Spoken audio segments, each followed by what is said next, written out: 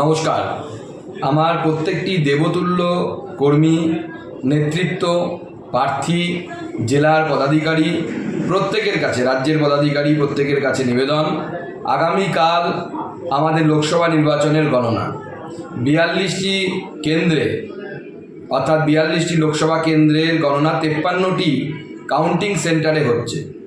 প্রত্যেকটি জায়গায় আমাদের কর্মীদের কাছে, বিশেষ করে কাউন্টিং এজেন্টদের কাছে অনুরোধ, তারা শেষ পর্যন্ত কাউন্টিংয়ে থাকবেন। আপনার প্রার্থীকে জিতিয়ে হাতে সার্টিফিকেট নিয়ে তারপরে কাউন্টিং হল ছাড়বেন, নচেত কাউন্টিং হল ছাড়বেন না। বাইরের সুরক্ষা নিয়ে আপনাদের চিন্তা করতে হবে না। বাইরের সুরক্ষার ব্যবস্থা রাজ্য নেতৃত্ব এবং কেন্দ্রীয় নেতৃত্ব দেখবেন। আমাদের কেন্দ্রের সকল নেতারা, মাননীয় প্রধানমন্ত্রী থেকে শুরু করে মাননীয় গৃহমন্ত্রী থেকে শুরু করে প্রত্যেকে বাংলার প্রতি নজর রাখছেন।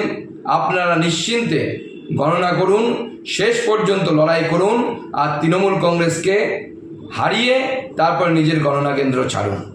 যারা বাইরে থাকবেন তারাও গণনায় নিযুক্ত কর্মীদের, নিজেদের সহযোদ্ধাদের যাতে মনোবল বাড়ে, সেই জন্য গণনা শেষ না হওয়া পর্যন্ত, ক্যান্ডিডেট সার্টিফিকেট নিয়ে না বেরোনো পর্যন্ত ময়দান ছেড়ে কেউ যাবেন না।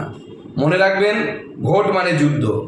অতএব যুদ্ধে ময়দান ছেড়ে পালিয়ে যাওয়া কাপুরুষদের ধর্ম। কাপুরুষতা যেন আপনাদের মধ্যে দেখা না যায়। শেষ পর্যন্ত লড়াই করবেন।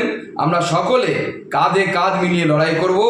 এবং আমি আপনাদেরকে আশ্বস্ত করছি রাজ্য সভাপতি হিসেবে যে বিজেপি এইবার ঐতিহাসিক ফলাফল করতে চলেছে পশ্চিমবঙ্গে, এবং সর্ববৃহৎ রাজনৈতিক দল হিসেবে বিজেপি এবার আত্মপ্রকাশ করবে, এবং তারপর বিজেপির সরকার এই রাজ্যে শুধুমাত্র সময়ের অপেক্ষা। সবাইকে নমস্কার, সবাইকে অগ্রিম গৈরিক অভিনন্দন।